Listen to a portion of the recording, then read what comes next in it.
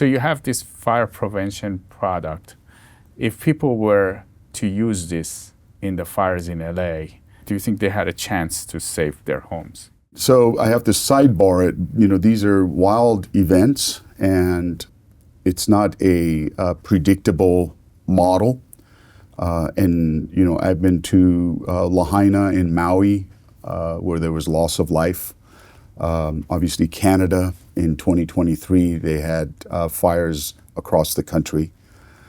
We were in the LA fires, so we had dozens of private contractors, and these are firefighters. These are unionized firefighters that work for insurance, asset protection, or they are in the business of private property protection. So you can hire them to come to protect your private property. Exactly. Your home. Yeah. Exactly. And they've been trained, they have our materials. And so I don't have an exact count because I have not been given the report, but I know that we were involved in protecting hundreds of properties in Palisades.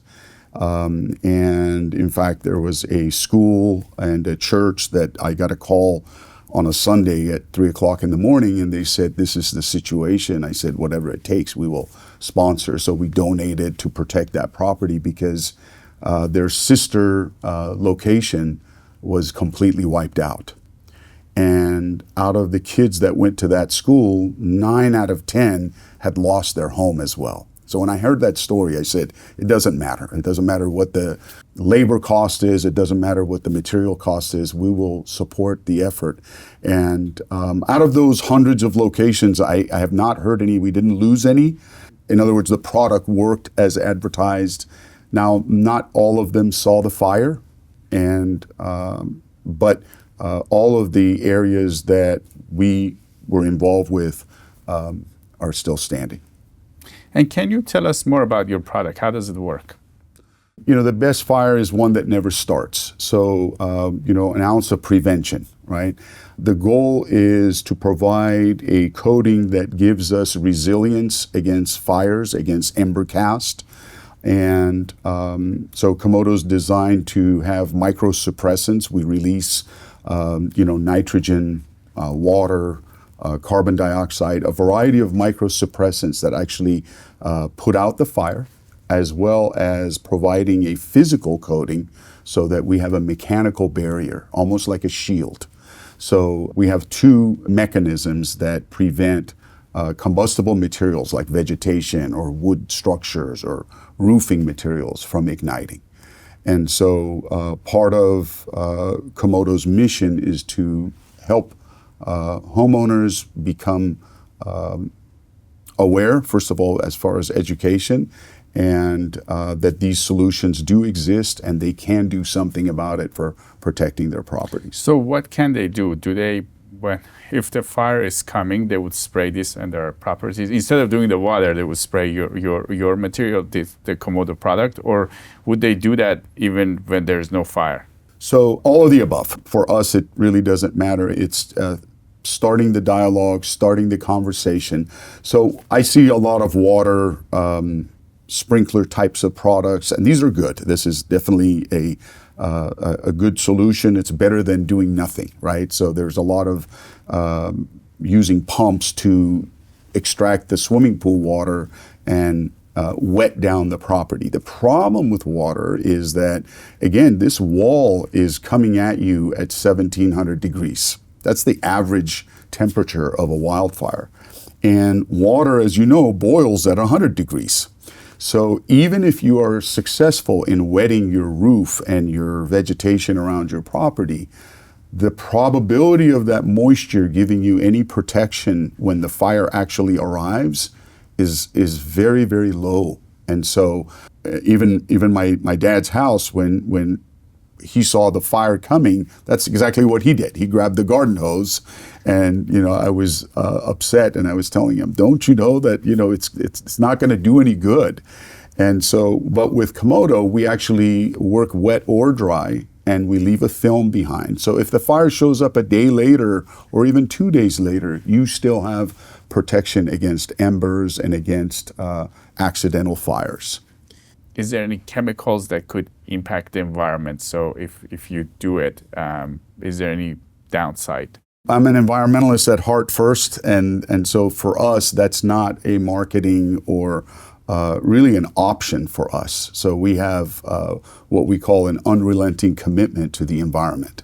Komodo's product has been qualified by the U.S. Department of Agriculture and the U.S. Forest Service. We have 2 new products that are being certified now for airdrop applications. And the government knows that these are going to be released into hillsides, into communities, and it's possible that they'll get into a stream or into a lake or a reservoir.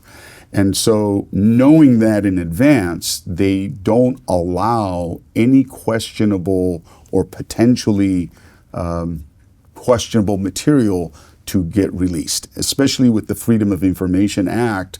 It's almost like the FDA approval of a vaccine, right? So once we have that approval, it has gone through the scrutiny of what does it do to fish? What does it do to wild animals? What does it do to plant life? And so to answer your question, the material is very, very safe for people, for the environment, and for wildlife. So it's just a matter of cost. If you, as a homeowner, you want to spray this fire retardant, if you're in danger area. So we have contractors that apply it. We have utility companies that have saved hundreds of millions of dollars in utility assets and have had a 100% success rate using the technology. In other words, a wildfire is coming, there was a solar field or there was a power plant or some asset, and they were able to put, that firewall, which is the Komodo, the orange O that you see in our logo. And so we were able to protect those assets. In a similar way, for a homeowner, you can pre-treat annually if you're in a hillside or a fuel-rich, high fire hazard area. You can have professional contractors come and provide the service. Last year, we launched a product called the Fire Ready 911, which is an appliance. It's like a generator, right?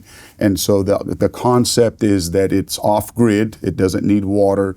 It doesn't need power. And it provides Komodo just in time.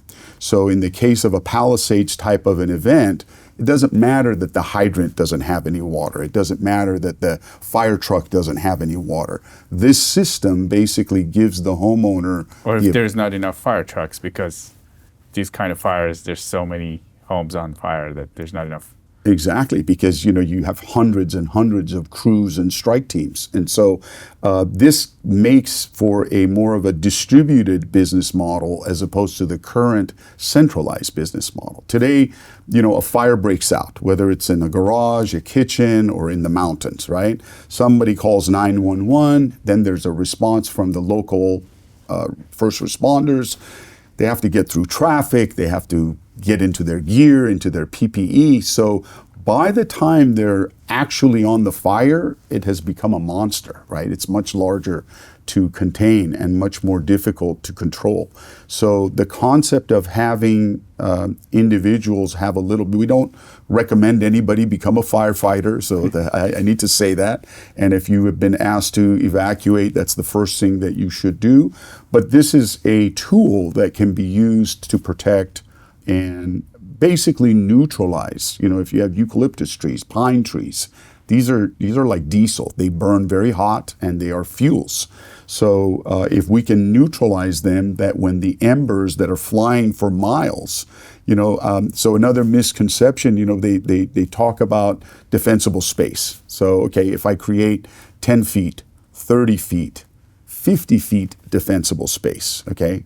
Most people... Where it's like there's enough space that the fire cannot come, right? So you have fire-resistant plants, you have dirt, you have hardtop. In other words, there's nothing to burn, right? The problem is, even if you have 100 feet of defensible space, in those wine country fires, the fire jumped 10 lanes of freeway, right? So in the Palisades fire, they were talking about embers traveling kilometers and half a mile ahead of the actual fire. So regardless of how much defensible space you can create, you're still going to get showered with these embers. And so having a fire-ready 911, like I said, would be beneficial for providing some protection. And, you know, I get yelled at by my staff and others that I don't talk about the product or the company because I'm passionate about the environment. But when I look at an LA type of an event, or when I visited Lahaina after the Maui fire, and I met with the fire chief, I said, look, this is going to happen again. And frequently it does. Even my dad's house up in Sonoma County, they were in the framing stages 3 years later, and the fires came again. And luckily, it didn't have an impact on his home. But you know, Los Angeles, we're going to have Santa Ana winds, and we're going to have fires again. And the probability is you're going to have those fires before those homes are fully rebuilt. So, what is the mitigation tool that you have that can provide you an additional layer of protection? And that's what we do.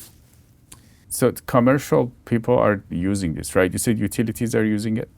Yes. We have the largest power utility in the country has been using the product now successfully. This is the third year. And again, according to their records, they tell us that over $100 million of assets in actual wildfires. These are not our laboratory tests or independent third-party tests. These are in actual wildfire conditions where the product has performed in protecting the asset.